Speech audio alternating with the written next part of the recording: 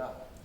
La mayor parte de la economía paraguaya ya básicamente no cuentan una ayuda de Argentina, digamos. El hecho de que ahora finalmente se tenga un gobierno que va a implementar algunas políticas que van a permitir la retomada del crecimiento, si bien hay que ser bien cautos en esto, porque ahora se va a necesitar un ajuste allá, lo cual va a complicar la recuperación inicialmente, pero luego va a saltar, yo creo, para 2017 probablemente.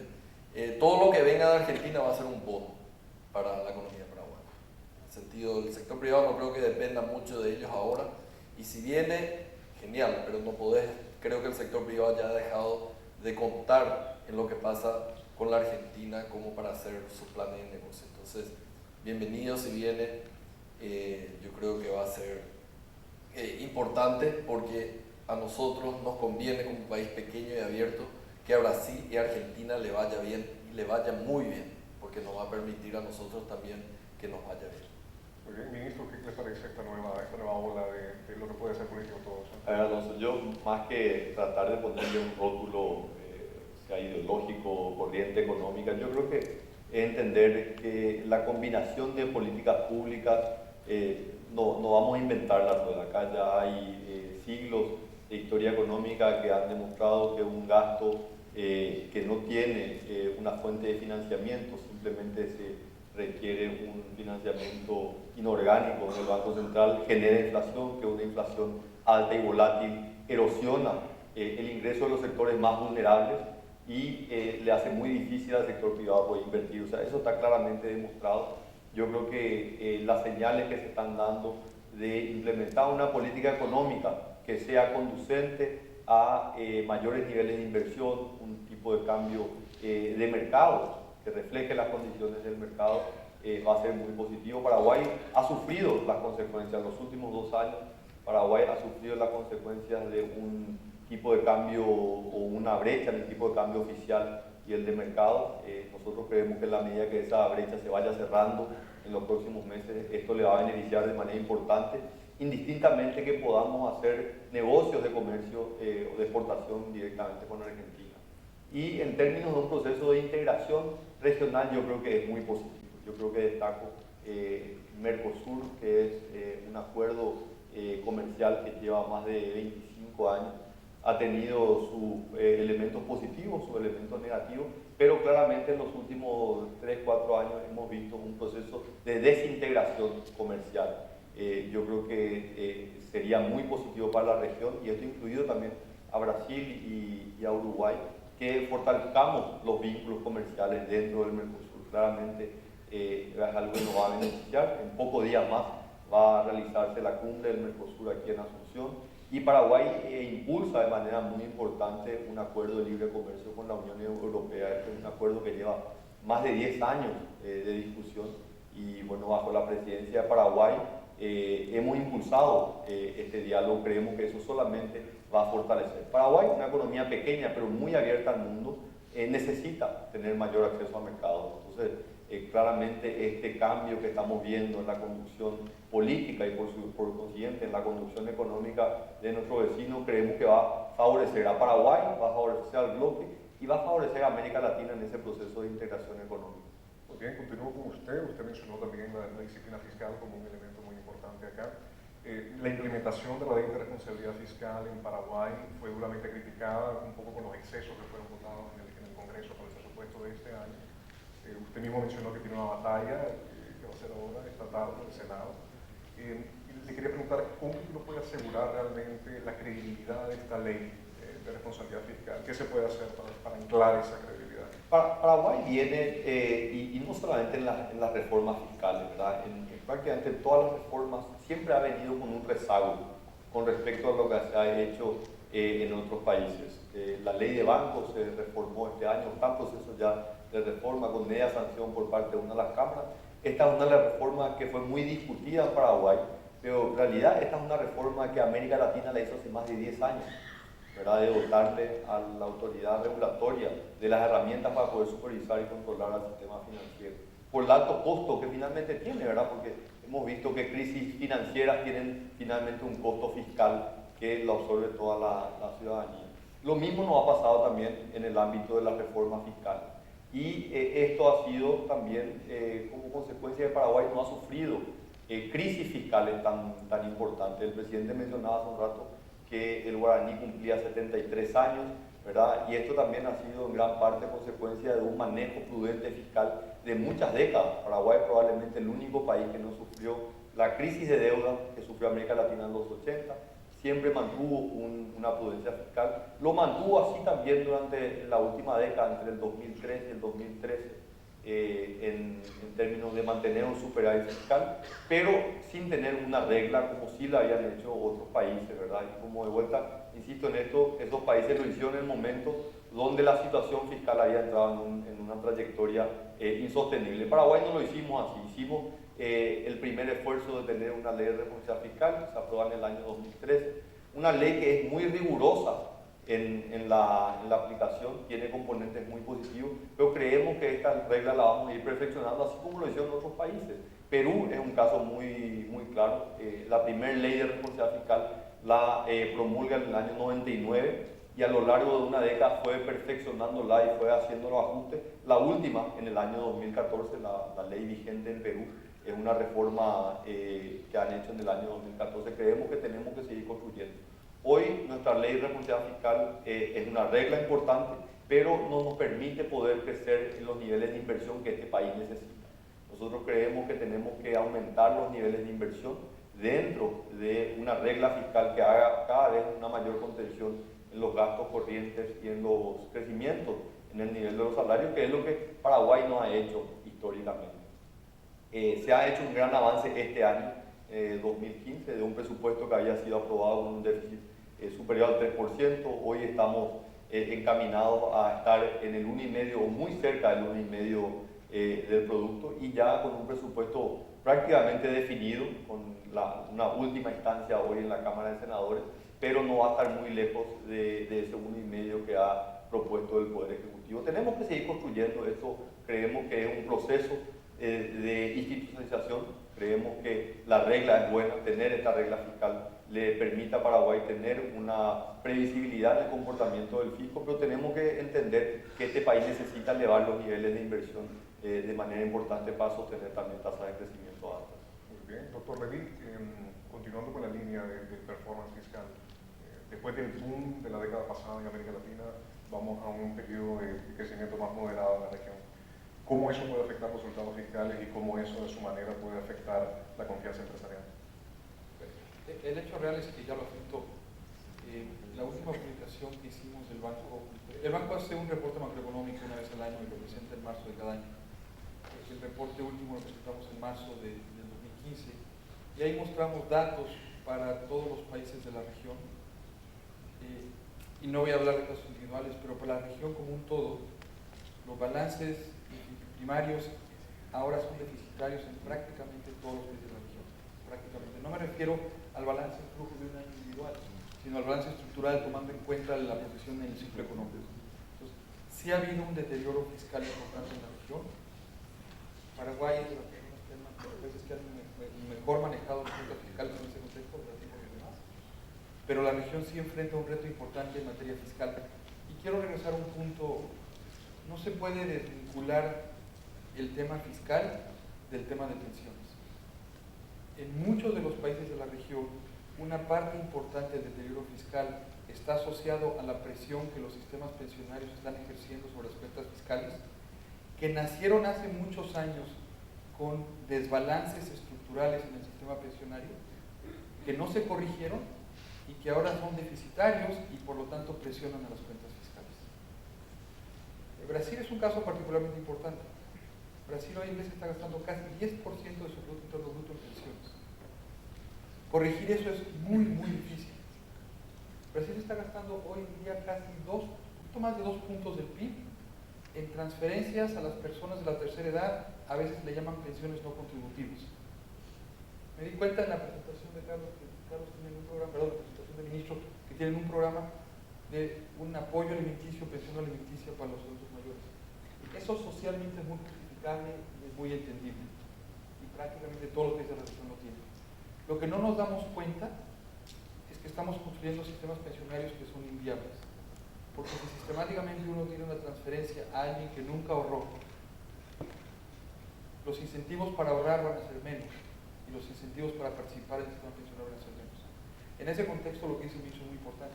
El bono demográfico facilita las reformas de pensiones en Paraguay y permite hacer cosas que tengan que ver con el crecimiento de la cobertura para movilizar el ahorro de mediano plazo, pero también tiene una dimensión fiscal crítica para prever presiones fiscales que si no se van a volver manejables. Y si quieren ver la película 10 años más adelante o 15 años más adelante, prendan la película de Brasil. Si quieren ver la película 8 años más adelante, prendan la película de Argentina, que nacionalizaron los fondos de pensiones. La inmensa ventaja que tienen ustedes es la demografía y el hecho de que los desbalances, como se aplican solamente sobre una pequeña parte de la población trabajadora, fiscalmente todavía no son un riesgo. Pero sí genera entonces la necesidad de una de las tantas áreas microeconómicas en las que se tendría que actuar, es esta, por razones que va a ayudar a un mejor funcionamiento del mercado laboral, va a ayudar a generar más ahorro a mediano plazo, pero también va a ayudar a proteger las cuentas fiscales a mediano plazo. Por eso es un tema que en Brasil es muy controversial. Se necesita capital político para realmente poder hacer esas reformas.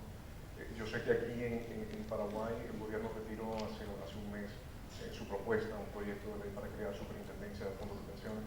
¿Cómo va eso y cómo ustedes, y la pregunta para ustedes dos, cómo realmente ustedes piensan navegar esas aguas políticas para poder realizar esas reformas, esas mudanzas importantes que se necesitan hacer? A ver, lo que mencionó Santiago yo creo que es muy importante y algo que hasta ahora no lo estamos discutiendo con tanta profundidad, que es el costo fiscal que tienen a largo plazo este sistema de pensiones que tiene Paraguay, un sistema que sabemos ya claramente que es, en base a los estudios actuariales, es deficitario. A largo plazo va a haber un costo fiscal que se va a traducir a través de un mayor gasto público en estas cajas de pensiones. Lo que nosotros hemos planteado en el proyecto que fue presentado hace un mes y medio al Congreso y que después, luego a pedido del sector privado, fue retirado, es un ente regulador de la administración de los fondos de pensiones. Esta institución no va a definir los beneficios ni va a definir la edad a los cuales tienen que jubilarse, simplemente va a precautelar que el ahorro de los trabajadores está siendo resguardado, está siendo invertido de acuerdo a prácticas prudenciales adecuadas. Este proyecto es prácticamente el resultado de más de una década de trabajo y en los últimos 3 años con mucha mayor intensidad. Creemos que es un elemento muy importante. Hoy ya lo estamos pagando las consecuencias de no haber tenido una institución. Yo menciono de manera muy reiterada y con mucha pena que de los gastos del Ministerio de Hacienda escribimos todos los años un cheque de 25.000 millones de guaraníes, son 5 millones de dólares, como respuesta a una ley que sacó el Congreso hace unos años para aportar a una caja, en este caso la caja de jubilados bancarios, ¿verdad? Entonces, sobre los hombros de todos los paraguayos pesa un subsidio hacia un pequeño sector de la sociedad, ¿verdad? Que no tenía un ente regulador que pueda verificar que el ahorro de los pensionados realmente tenga criterios de seguridad, de rentabilidad y de liquidez. Entonces, creemos que esta es una reforma muy importante, no es toda la reforma, pero es una parte de esta reforma. La otra parte, la que menciona también Santiago, que creemos que es clave, es una que tiene que liderar el Ministerio del Trabajo y Seguridad Social, que es una reforma paramétrica del sistema, ver cuáles son los beneficios que hoy tienen las diferentes cajas y hacer una proyección de cuáles son los costos fiscales que van a tener a largo plazo. De nuestro lado, vamos a insistir con este proyecto nuevamente el año que viene. Creemos que es una necesidad principalmente para los dos sectores involucrados, para el sector empresarial, ¿verdad? Porque como había mencionado, no existe país que se haya desarrollado si no tiene acceso al crédito a largo plazo. Y el crédito a largo plazo viene a través de la movilización de los ahorros de largo plazo, que son los fondos de pensiones. Hoy tenemos una estructura que los fondos de pensiones invierten solamente a corto plazo. Entonces no hay forma de poder conseguir ese financiamiento a largo plazo. Y por otro lado, el otro sector son el sector de los aportantes, ¿verdad? Aquellos trabajadores, esa todavía baja cobertura que tiene Paraguay, pero algunos trabajadores que aportan y que quieren tener la certeza que en 15, 20 o 25 años cuando se jubilen sus recursos estén ahí, que no hayan sido mal utilizados. Muy bien. Una pregunta ahora para el presidente Fernández, disculpe que lo he dejado un poco afuera. Desaceleración en China, eso es algo que tiene a toda la región muy preocupada, ustedes lo mencionaron bastante. ¿El Paraguay está bien preparado para enfrentar eso? Mejor preparado que muchos.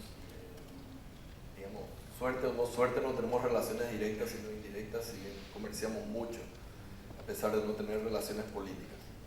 Y siendo la segunda, o para algunos la primera economía del mundo, el hecho de que se desacelere realmente tiene un impacto sobre todas las economías del mundo. El problema de China es que tiene su eje mudado. El 0 no está en el 0, sino está en 7. Entonces, cuando empieza a crecer menos de 7, básicamente es una retracción. Y es lo que está ocurriendo ahora. Entonces, estamos acostumbrados a una China creciendo a 10%, 11%, 9%, pero ahora tenemos 6 puntos algo, y hay que ver las perspectivas porque va a demorar en rebalancear su crecimiento, saliendo un poco de inversión y yendo mucho más a consumo. Así que nos va a pegar, y sí, todo lo que está ocurriendo básicamente es consecuencia de lo que está pasando en China. Entonces ahí vemos el ejemplo del precio de los commodities, por ejemplo, o lo que le pasa a Brasil y después nos pega a nosotros. Entonces, de nuevo, por suerte nos hemos preparado, hicimos nuevamente en jerga futbolera una buena pretemporada durante 10 años, y ahora tenemos que jugar fútbol y bueno, estamos preparados para eso. Muy bien, ahora, pero esa situación en China no puede afectar el crecimiento potencial de Paraguay, que está entre 7 y 8%. ¿Qué les parece a ustedes? Depende de la inversión. Lo que vimos es, o sea, el crecimiento potencial depende un poco de tu estructura productiva, y lo que vimos, por ejemplo, es que hubo una caída muy importante en la inversión, principalmente del agro, y es algo razonable dado el nuevo precio de los commodities. Ahora tenemos que trabajar, y vuelvo nuevamente a las otras cosas que van a permitir incrementar la productividad y por tanto el crecimiento potencial de Paraguay. Y tenemos mucho trabajo. El hecho de que estemos invirtiendo mucho más en infraestructura va a mejorar el crecimiento potencial de Paraguay. El hecho de que mejoremos el clima de negocio va a mejorar el crecimiento potencial de Paraguay. Entonces, vayamos a lo micro, como dijo Santiago, y ahí tenemos que focalizarnos, porque ahora los vientos de cola ya no nos ayudan, llámese China o llámese Brasil, así que vayamos a la micro. Muy bien, doctor Levy, ¿cuáles son los países en este proceso de desaceleración en China? ¿Cuáles son los países en la región que están un poco más vulnerables? Más los que exportan metales y petróleo que los que exportan alimentos. Lo que decía Carlos ahorita, ¿qué implica la recomposición del gasto en China, alejándose de tanto gasto de inversión? El gasto de inversión en China, recordemos, es espectacular. Alrededor de la inversión sobre el PIB en China es como el 45%, es un número que no cabe en la cabeza de ningún latino. Lo que tienen que hacer ahora es reducir el gasto de inversión y aumentar el gasto de consumo. Ha tenido un crecimiento espectacular de las ciudades, un proceso de urbanización inmenso, demanda por metales, demanda por cobre, demanda por todo ese tipo de cosas. Eso, en la medida en que se venga el cambio en China, va a implicar que es más difícil vislumbrar una recuperación de los metales y menos probable que la gente deje de comer y que deje de comer carne, que se alimenta con soya, etc. Entonces, dentro de América Latina, los países que más se van a influenciar va a ser más Chile, más Perú, más los exportadores de metales, menos los de este lado que están exportando granos. El petróleo, punto y aparte, porque el petróleo en realidad su dinámica no solamente tiene que ver con China, el petróleo tiene una dinámica mucho más compleja que tiene que ver con la revolución que está pasando en Estados Unidos en materia del shale gas y con la dinámica política de Medio Oriente. Pero los países exportadores para los cuales el petróleo les es importante, Ecuador, Colombia, México, Venezuela, y es mucho más volátil el petróleo, no se vislumbra tampoco una recuperación importante en materia de petróleo. Yo sería más optimista en los alimentos que lo que sería en el petróleo y bastante más pesimista en los metales. Ahora, regresando para el presidente Fernández, la próxima semana el FED se va a reunir, podemos tener la primera subida en más de 10 años. ¿Cuál es el impacto inmediato y cuál es el impacto a más largo plazo para Paraguay? Mira, creo que nunca ha sido tan anunciado, esperado, discutido, etcétera, etcétera, esta suba de tasa de interés. Dan todas las señales posibles. Creo que hicieron un muy buen trabajo en comunicación, no como aquella vez que Bernanke salió sorpresivamente en mayo de 2013 a anunciar que terminaban las políticas no convencionales y asustó a los mercados. En este caso creo que mucho ya ha estado, digamos, incorporado a las expectativas del mercado. De hecho, parte del spread que haya subido, spread de riesgo y demás, viene también de esto, de las tasas de interés que están subiendo.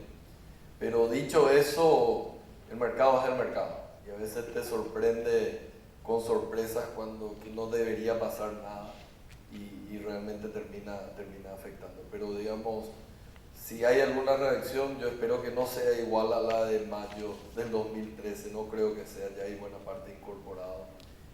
Puede haber alguna presión sobre las monedas locales de toda la región. Bien, ahora una pregunta para ustedes tres. Podemos comenzar por el ministro, la misma pregunta para todos.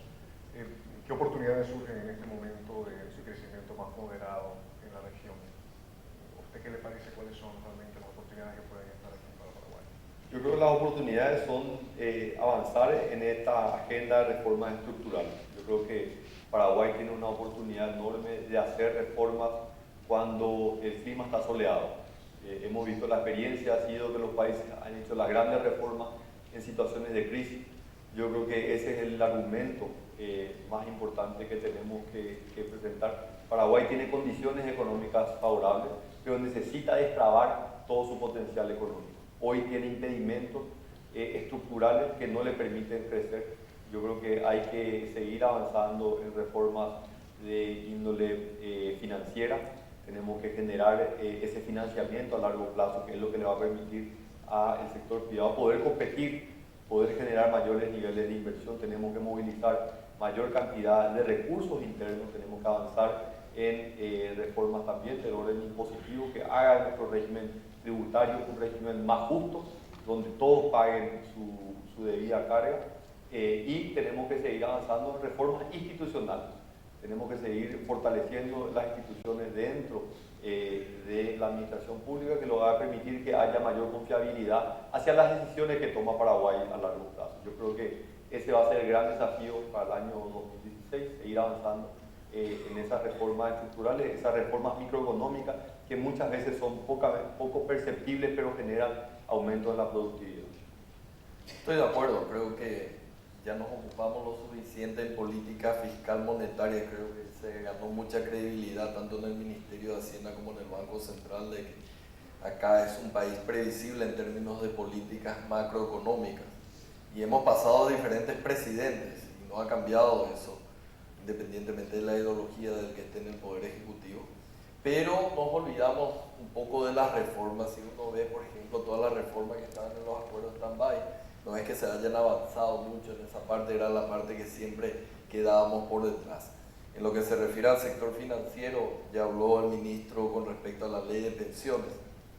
No quiero recordar los diferentes casos que hay de pérdidas por A, B o C motivo. Ahora está terminando un juicio justamente en la Cajubi, que es una de las cajas de jubilaciones. Y sin desmeritarle al BID, ¿verdad? Pero esta mañana hubo un gran acto porque el IPS ponía a disposición fondos de largo plazo para las pymes. Pero eso es algo normal en otros países del mundo. Justamente cuando tenemos una entidad como la Seguridad Social, que tiene todos sus pasivos a largo plazo, todos sus activos deberían estar a largo plazo y no tener que hacer digamos, una cuestión de llamar a la prensa y demás. Ojalá, fue un acto, no estoy desmeritando, pero tenemos que llegar al momento en el cual realmente los fondos de pensiones hagan su contribución al crecimiento económico de este país. Puede ser muy aburrido. Coincido con el ministro y con el presidente del Banco Central. O sea, Napoleón decía, la audacia, siempre la audacia. Y yo traía a Napoleón a América Latina y le decía, la audacia micro y siempre la audacia micro. El problema central de nuestras economías en América Latina es el conjunto de distorsiones microeconómicas que impiden que los mercados hagan lo que deben de hacer, que es generar empresas que generan riqueza, que generan productos que los consumidores quieren hacer, que innovan, que adaptan, que entrenan a los trabajadores, y trabajadores que tienen relaciones de mediano plazo con las empresas. Ese es el germen de la riqueza y del crecimiento de mediano plazo. La macro nunca va a lograr hacer eso. Si la macro está mal, eso nunca va a ocurrir. Si la macro está bien, eso puede ocurrir. Pero para que eso ocurra, sí tiene que haber una labor de mucha perseverancia, revisando por qué el crédito para las empresas está funcionando, no está evolucionando. Problemas de costos de transacción, problemas de derecho de propiedad, problemas de la ley de bancarrota. ¿Por qué el mercado laboral está funcionando tan mal? Sobre costos laborales muy altos, salario mínimo demasiado alto, trabas en la contratación de trabajadores, costos contingentes al despido demasiado altos.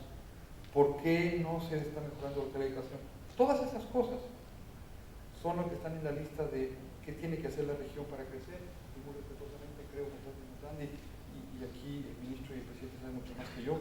Me parece que son los temas críticos de la agenda de Paraguay, y eso es lo que va a generar el Paraguay próspero y rico en el mediano plazo. Muy bien. La última cosa aquí, no sé si ustedes pueden dar cada uno un último mensaje de lo más importante que realmente, brevemente, el mensaje que ustedes quieren transmitir aquí para el público. No sobre el partido estatal. No, eso queda fuera. Yo creo que Paraguay, el gran desafío es en el campo social. Yo creo que Paraguay ha avanzado mucho en el campo económico, ¿verdad? Pero tenemos que hacer que ese crecimiento vigoroso sea un crecimiento cada vez más inclusivo, que le sume cada vez a más personas. Yo creo que estos programas sociales que tienen un alto costo fiscal, ¿verdad? Pero creemos que es poder ayudar a un sector que ha sido siempre muy postergado, que pueda sumarse a los beneficios que tiene una estabilidad macroeconómica. Tenemos que seguir educando a nuestra gente para cuando vengan las empresas, para cuando venga la inversión, puedan generar o puedan sumarse a esas inversiones. Yo creo que tenemos que mejorar todavía muchísimo en el campo social, en indicadores de educación. Un paso importante que se ha dado este año es que Paraguay va a ser el próximo año evaluado bajo los estándares de PISA, así como son los países miembros de la OECD. Creemos que ahí va a mostrar mucha luz sobre los rezagos que tenemos en términos educativos, pero que tenemos que mejorar en la provisión de servicios de salud. Es clave, una población que no tiene salud no es una población que se puede educar, así que yo creo que ese va a ser el gran desafío. ¿Cómo utilizamos, cómo movilizamos los recursos que ya hoy disponemos de la mejor manera y que tenga un retorno muy alto para la población? Yo creo que ese es el desafío más grande que tenemos. Tenemos, digamos, dos P. Una tenemos que agarrar y otra tenemos que dejar de lado. Tenemos que dejar de lado ser pesimistas, porque si bien las condiciones de afuera están peor, tenemos que ser realistas, pero no pesimistas de ver siempre el vaso, no, ni siquiera medio vacío, sino totalmente vacío.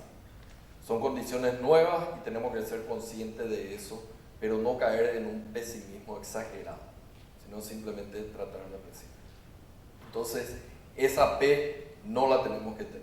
La P que la tenemos que tener es paciencia, porque si bien cuesta por todo lo que dice el ministro, las enormes necesidades sociales que tenemos,